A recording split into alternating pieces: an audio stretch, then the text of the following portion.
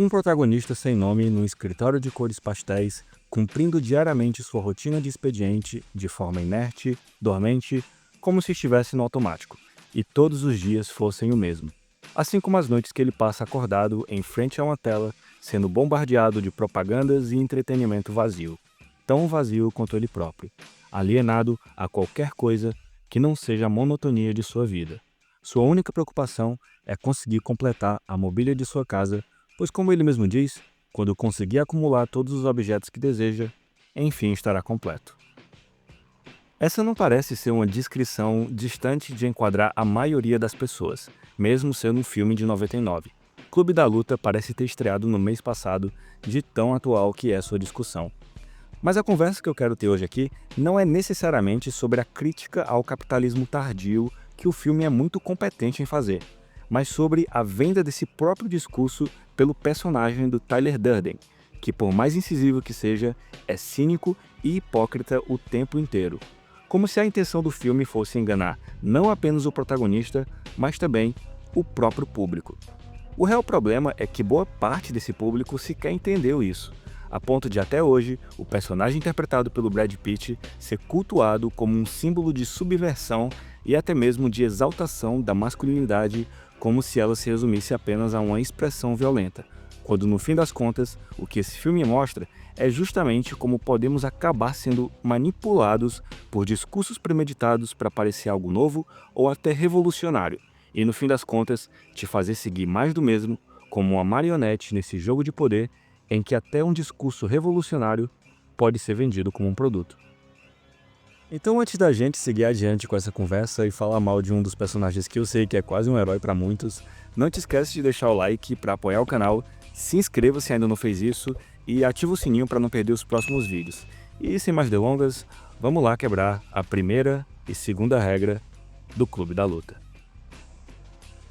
É muito fácil de se identificar com o personagem interpretado pelo Edward Norton, já que ele é um retrato muito preciso do nosso tempo. A frustração nítida que ele carrega por ter crescido em um sistema que desde criança vendeu a ele um estilo de vida onde o sucesso é baseado na posse e status social, no qual, quanto mais patrimônio você tiver, mais próximo vai estar da felicidade, mais vai ser admirado pelos outros e mais amigos e conexões humanas terá. Foi esse sonho que ele seguiu a vida toda, como muita gente segue desenfreadamente aqui no mundo real. Acontece que ele, mesmo sendo um assíduo consumidor, não poderia se sentir mais vazio do que estava e mais distante de conexões humanas reais.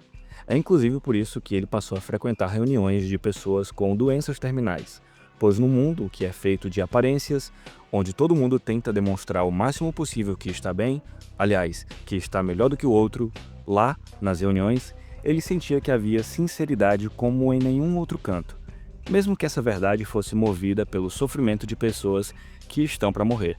É como se só lá, onde as pessoas não estão fingindo felicidade, ele pudesse expressar sua tristeza e chorar, o que para ele era um alívio e permitia que conseguisse dormir à noite.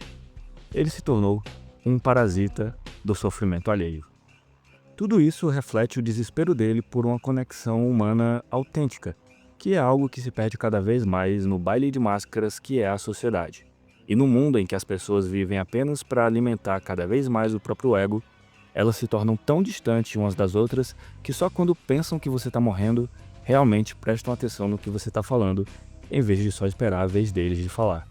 E é por isso que quando ele encontra a Marla Singer, ela o incomoda tanto, pois ela é uma parasita desse sofrimento, assim como ele, refletindo sua própria mentira. Isso se a gente não levar em consideração que ela também podia ser só mais um fruto da imaginação dele.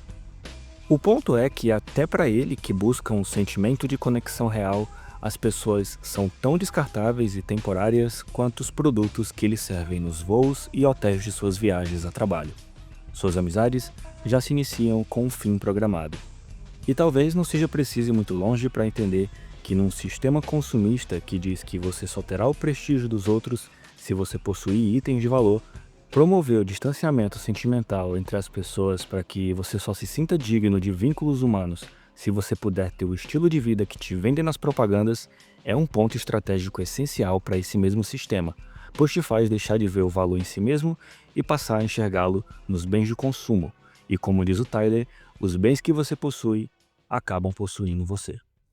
Os anúncios nos fazem comprar carros e roupas, empregos que odiamos para comprarmos porcarias que não precisamos. Tem lugar. Nós não temos grandes guerras, nem grandes depressões. Nossa grande guerra é a guerra espiritual.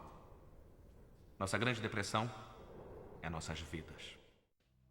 Todo o sentimento de niilismo, de vazio de propósito carregado nesse filme e a sensação de completo descontrole do que acontece é realmente sufocante e retrata muito bem a angústia vivida pelo homem nesse período da virada do século e que se estende até os dias de hoje. Mas que mesmo cercado por esse sentimento caótico, é pressionado a agir como se tudo estivesse correndo bem, como nas ilustrações de procedimento durante a queda de um avião, em que as pessoas são mostradas tranquilas e sedadas, entregues, como se lutar por sua vida não fosse mais do que só um processo burocrático dentro de uma grande corporação. E diante desse cenário claustrofóbico que o homem moderno se encontra, em que lhe é incutido desde a infância todo um ideário de vida baseado em conquistas materiais e convenções sociais que lhe trazem uma sensação de deslocamento e frustração ao perceber que tudo isso é feito apenas para te fazer pensar que precisa consumir e comprar coisas que, na realidade, ainda que você obtenha alguma delas, só vai te fazer se sentir mais vazio e buscar compensar isso com mais consumismo.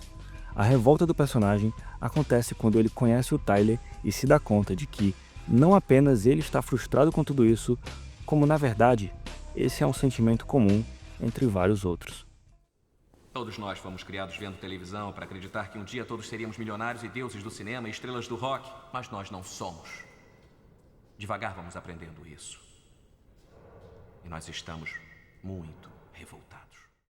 A ideia é que eles buscam subverter toda essa domesticação do homem pelo corporativismo, trazendo de volta seu lado violento e caótico através do Clube da Luta, um lugar onde eles não se sentem encurralados pelas convenções sociais fabricadas por esse sistema e podem expressar todos os seus sentimentos de revolta numa manifestação de masculinidade baseado nessa mesma violência.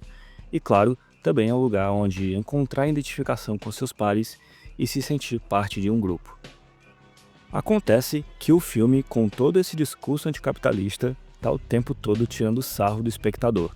Pois da mesma forma que ele critica padrões de corpos inalcançáveis como modelos de revista, ele põe esse mesmo discurso vindo de um sex symbol de Hollywood, que é o Brad Pitt. O mesmo cara que critica a vinda da idealização de uma vida como um astro de cinema ou rockstar famoso. E não é como se o filme fosse alienado disso, na verdade, essa é uma metalinguagem proposital. Tem até mesmo um easter egg que mostra um cartaz de um filme interpretado pelo Brad Pitt na vida real, que prova que a imagem do Tyler é baseada numa figura de sucesso fabricada por esse mesmo sistema que ele critica.